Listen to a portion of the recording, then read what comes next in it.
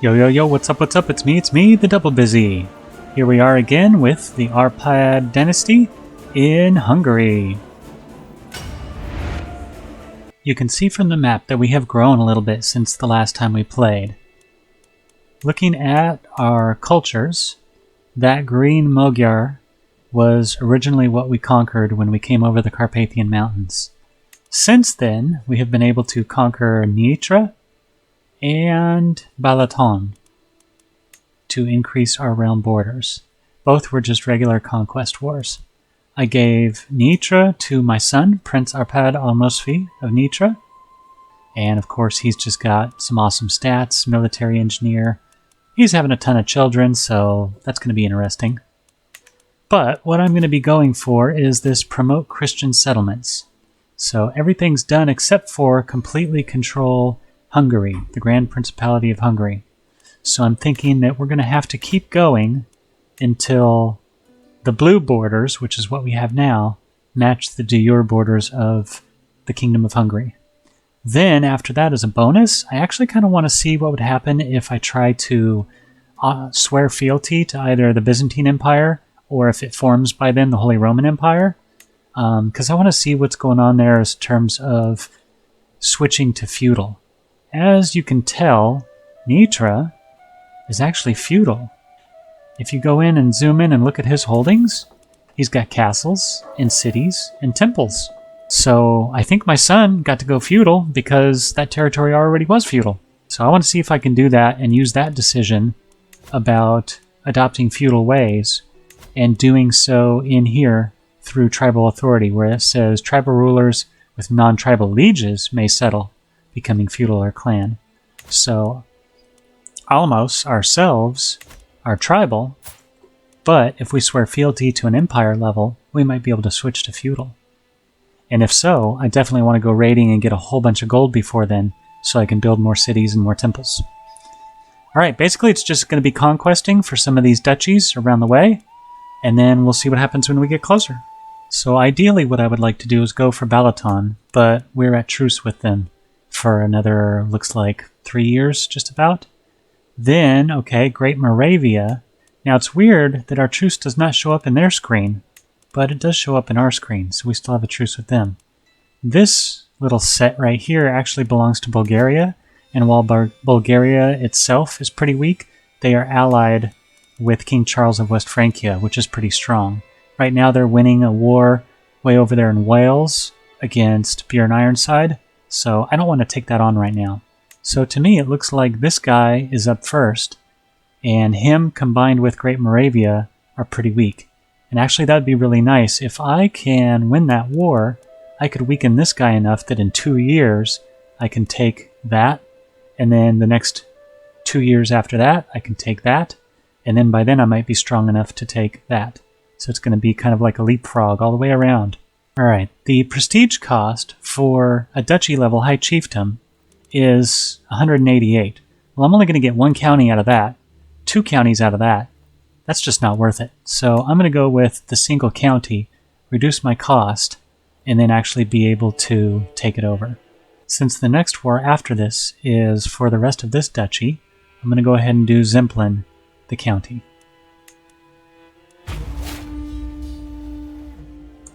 I actually have the Company of the Faith Bearers for another 13 months, and I still have these host armies. So that's pretty good in and of itself, and he doesn't have enough to battle those. I don't even have to raise my own armies.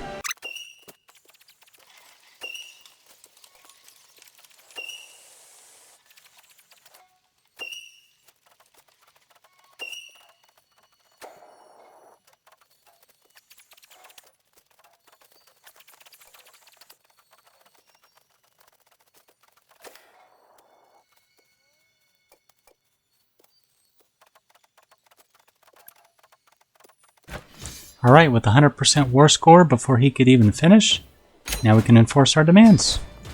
So actually, I can give the county of Zemplin to my grandson. So I'm going to go ahead and get him married first, and then give that county to him. Alright, so my grandson is not in my court, he's in my son's court. So I can't really marry him, even to this lady. I'm just going to go ahead and give him that title, and let him figure it out on his own. Farmsteads underneath farms and fields has the fastest development growth, the earliest in the build sequence. So I am going to go into my son's capital and construct crop fields to get my way working toward that. As always in Crusader Kings, interesting developments. King Momir allied himself to the Basilius, so now he's got about 7,000 levies, 12 knights, and nearly, 1,000 men-at-arms. So yeah, we're not going up against that. Bulgaria is winning its war, so we might go over here soon. But I can't attack this guy. We're still on a truce. And I can't attack this guy. We're still on a truce. So, time to go raiding. In searching for a court physician, we found a lady named Ebolia. Not a good sign. Well, apparently my son has gotten in a war for the chiefdom of Saxe, and he's not ready to win that war. Yeah, he doesn't have that many. Let's go ahead and offer to join that war.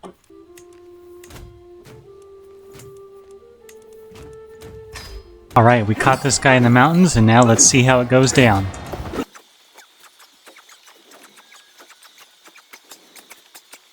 Okay, and now let's chase him down. I just noticed that he's about to lose this peasant uprising too. So I'm going to stop up here in this holding, send some of my armies down here, and take care of both at the same time for him. Because apparently, 21 Marshal isn't good enough to figure it out. I did capture Chieftain Svetopluk from this county. He doesn't count for the war score, but he is a very good martial commander, so I'm going to hold on to him so he cannot get back in the fight. My line of succession is safe through my son and his children. So, a life devoid of carnal pleasures will bring me peace and satisfaction. A new life begins today. The High Chieftain himself is commanding the armies in Perov.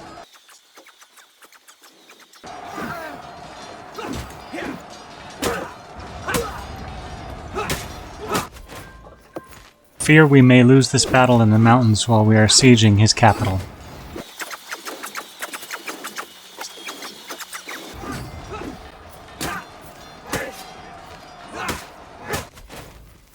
Apparently we captured some very important people in that siege, and we were able to win this battle. Those fools have thrown another 1,000 men at the fray.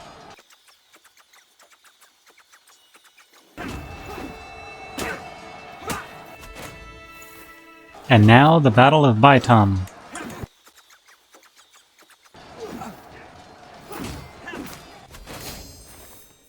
%. Look at that. It is time to give Balthazar his education. When he turns 10 years old, I will have him take the vows, and he will become a warrior monk. I think it is best that I train him myself. Victory was my son's. Thanks to my help, of course. Let's see if we have any prisoners left over. Ah, the chieftain? He'll pay a handsome sum. We should have ransomed off to the sun for another 51 gold.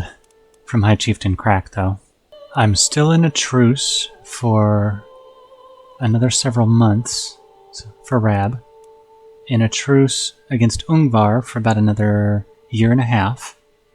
Don't want to go against Great Moravia because he's allied to the Basilius, who has over 7,000 troops.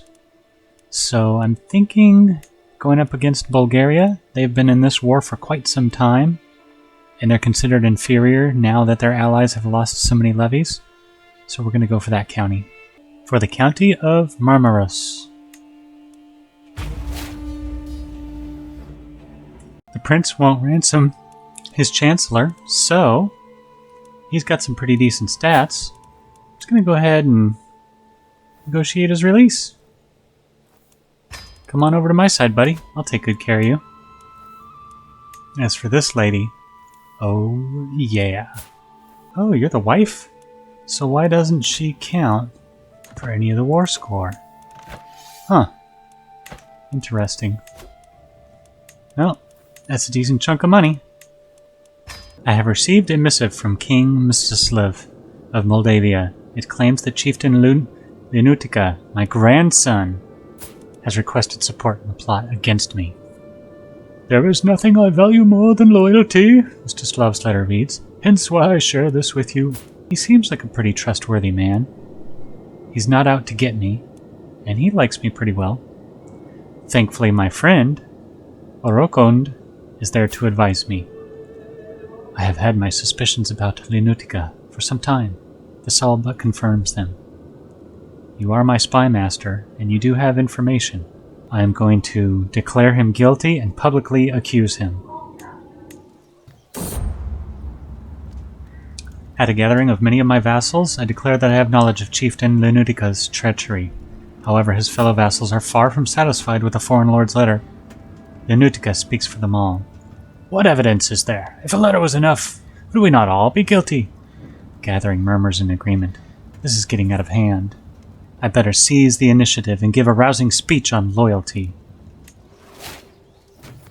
It does not go over well, and my grandson has lost opinion of me, as well as my vassals. King Charles's vassal, Count Raoul, battles me in Torxver.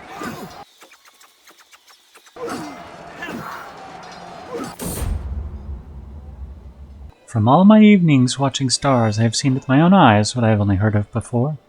The stars move at different speeds and reverse their course at different times, but seemingly in large groups, depending on which celestial sphere they belong to. Indeed, with the right calculations, one could even predict their movement. My archbishop does not approve, of course. Leave the skies be. The celestial realm is for the gusty to know. I feel that my old ways are coming back to me, and I will find my answer in the heavens. I captured Duke Anso Jimenez of Gascon and Armagnac during our battle in the mountains. He is a very good steward and therefore can afford a hefty ransom. I am sieging down border counties, taking prisoners, and keeping a close eye on their troops. We have the peasants in the mountains while we're chasing down our enemies out here in these mountains and plains.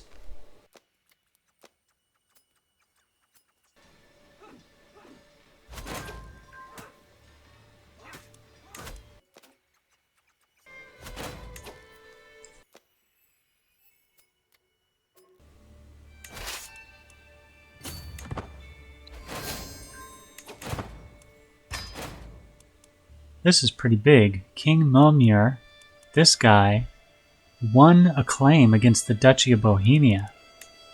So that's a pretty big victory right there for that guy. And he is allied with the Basilius. He's getting pretty powerful. I was able to catch some West Frankians here in Globochica.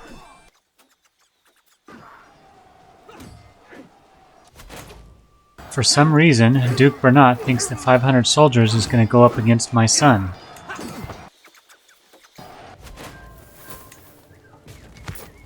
Well, now he gets to be my prisoner. The siege of Beograd should finish the war off nicely for us. We have a huge war chest, thanks to all the battles and sieges that we've completed.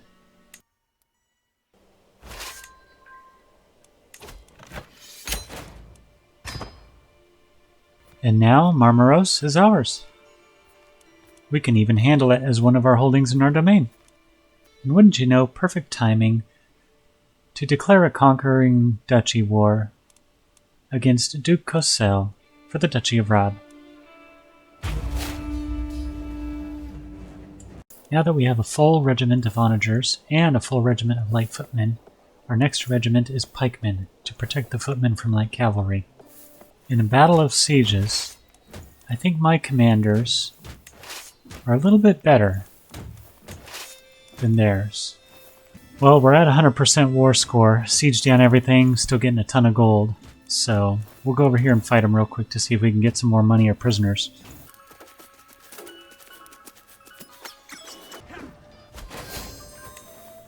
Nice. We ought to be able to ransom him for a good chunk of change. Oh, we captured his son, too! Ha! Yeah. Alright, well, let's let that ransom come through, and then let's see if we can ransom any of the others. Holy cow, look at all these guys. 30, 50, 0, because you got no money left. If there's one thing we're good at, it's capturing people. Alright, let's go ahead and end this war. This is pretty sweet. So I can found a holy order because I have the kingdom. We have extra holdings, and our level of devotion is high enough. Because I conquered, I own that, and therefore I get to be the one who founds the holy order. And it's going to be our Christiani religion. For some reason, I can only choose cities and not the temples. So I'm going to choose the city of Capivar because it has a slightly higher supply limit because its development is slightly higher. It's going to be expensive, but it's going to be worth it. Christiani Holy Order founded. With your support, Grandmaster Alajos has founded the Knights of the Chalice. Very nice. Whoa, look at that martial skill. Look at that prowess. Awesome. 1,000 troops of decent quality. All Order Knights. That is an excellent place to leave off this episode. Thanks for joining me, and I'll see you on the next one. Double busy, getting busy, do.